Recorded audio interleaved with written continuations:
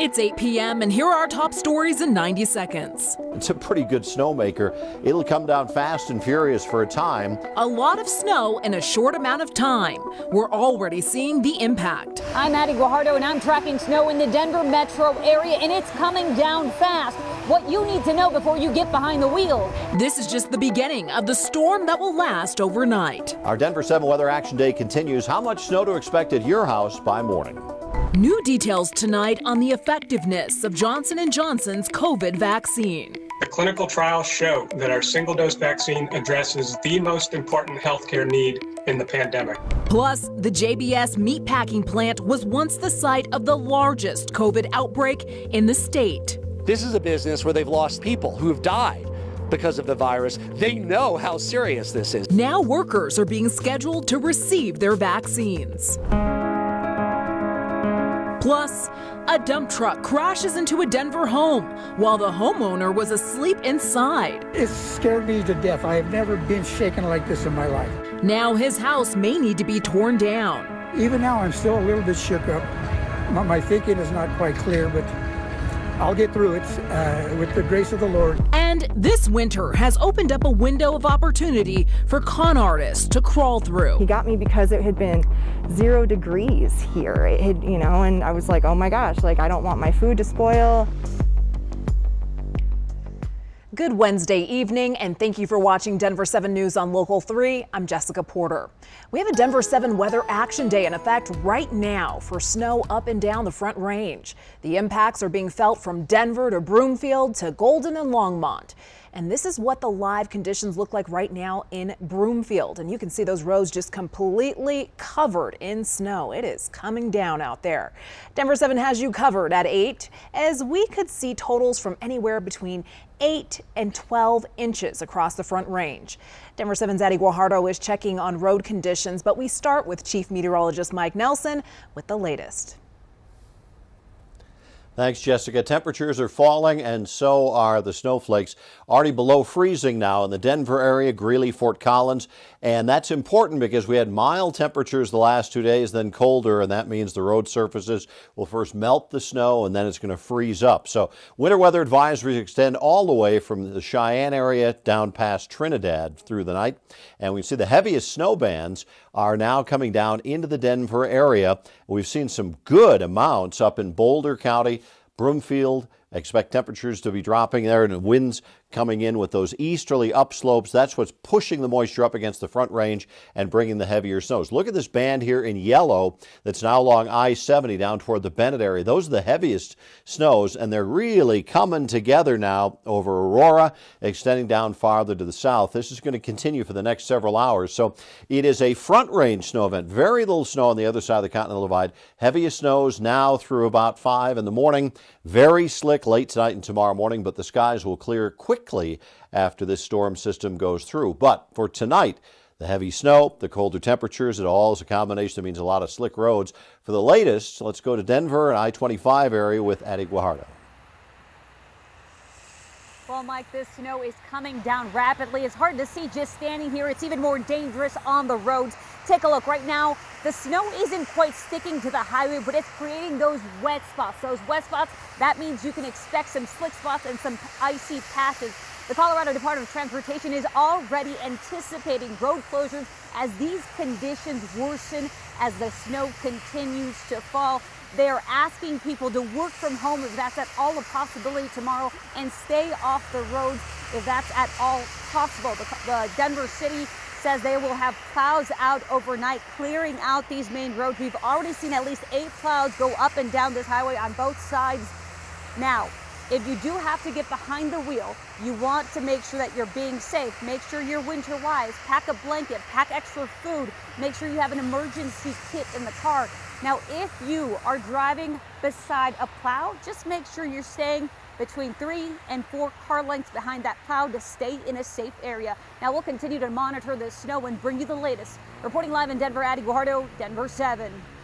Wow, it is really snowing out there. Thank you, Addie. And we stopped by the CDOT plow yard, and plows are ready to head out onto the roads. Right now, we are seeing accident alerts in the city of Boulder, Jefferson, Gilpin, Clear Creek, and western Adams counties. Encouraging news on the vaccine front today. The FDA released promising new data on the Johnson & Johnson single-dose vaccine. It could be authorized for use by the end of this week. Here is ABC's Irina Roy with the latest. A new weapon in the fight against COVID-19 could soon be in America's arsenal. Johnson & Johnson's single-dose vaccine on track to potentially be authorized for emergency use as early as Friday. The FDA now saying it appears to be 86% effective at preventing severe illness in the U.S., 100% at preventing hospitalizations or deaths in trials, and also could work against asymptomatic disease. If you can prevent asymptomatic disease, then you will also reduce transmission. Experts say more study is needed on that front, but if given the green light, Johnson & Johnson says it could have 3 to 4 million doses sent out next week and 100 million doses by summer. The prospect of a potential third approved vaccine is very encouraging and will help to increase the overall vaccine supply. Officials hoping to see more Americans vaccinated as soon as possible. I think it's going to make an enormous difference. I suspect that vaccines will become widely available to people by May, and by June to July, pretty much everybody who wants a vaccine should have been vaccinated by then. Meantime, new vaccine megasites continue popping up across the country. The latest one in New York, opening in Brooklyn on Wednesday. The governor says it's the largest in the state and can handle 21,000 shots a week. It was horrific watching your neighbors die, watching the ambulance come and pick up your neighbors.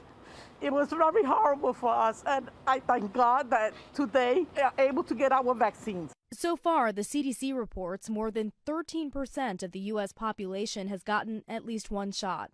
Rena Roy, ABC News, New York. The JBS meatpacking plant in Greeley will close on March 5th and 6th to vaccinate employees. Any worker who gets the vaccine will receive 4 hours pay. The union says it's a step in the right direction, but that there's more work to be done. We're still calling on, not only JBS, but our elected leaders, President Biden, for all of the changes that need to happen systemically within this industry. So we still have issues, with line speed, with social distancing, with proper PPE. 6 employees died and hundreds more have gotten sick from COVID while working at the JBS plant in Greeley. Congress has called for an investigation into the company's practices. The murder trial of Dante Lucas resumed today following a 2-week delay. The case had to be put on hold because someone tested positive for the coronavirus. Lucas is accused of murdering Kelsey Schelling 8 years ago. His trial is expected to last several more weeks. Tonight, a damage assessment is happening at this Denver house after a garbage truck rolled down a hill and right into it. The damage is so extensive, the house could be torn down. David Silva says he and his dog were sleeping when they heard the crash. And then heard a big crash, bam, boom. It shook the house and there was like dust flying all over. Even now, I'm still a little bit shook up. My thinking is not quite clear, but I'll get through it. With the grace of the Lord, He'll protect me and take care of myself and my dog. Thankfully, Mr. Silva is not hurt. He is now waiting for his insurance company to assess the damage. A waste management spokeswoman called it a very unfortunate incident. New tonight at 8, RTD has hired 3 new mental health clinicians to respond to certain incidents. RTD says there are certain situations you cannot simply arrest your way out of. The clinicians will make contact with individuals who are exhibiting mental health issues within the city and county of Denver. They will ride with transit officers or Denver police officers when responding to calls. Your enemy is going to look for your weak spots. Scammers are using the cold weather to prey on vulnerable Coloradans. He got me because it had been 0 degrees here. It had, and I was like, oh my gosh, I don't want my food to spoil. We have a Contact Denver7 consumer alert about a new Excel scam. Weather advisors remain in effect overnight. Snow coming down hard. What it'll mean for the morning drive. And coming up later, hope of Johnson & Johnson's single-dose vaccine could be a game changer for vaccine home deliveries. It makes it a vaccine that we may be able to actually administer in the home.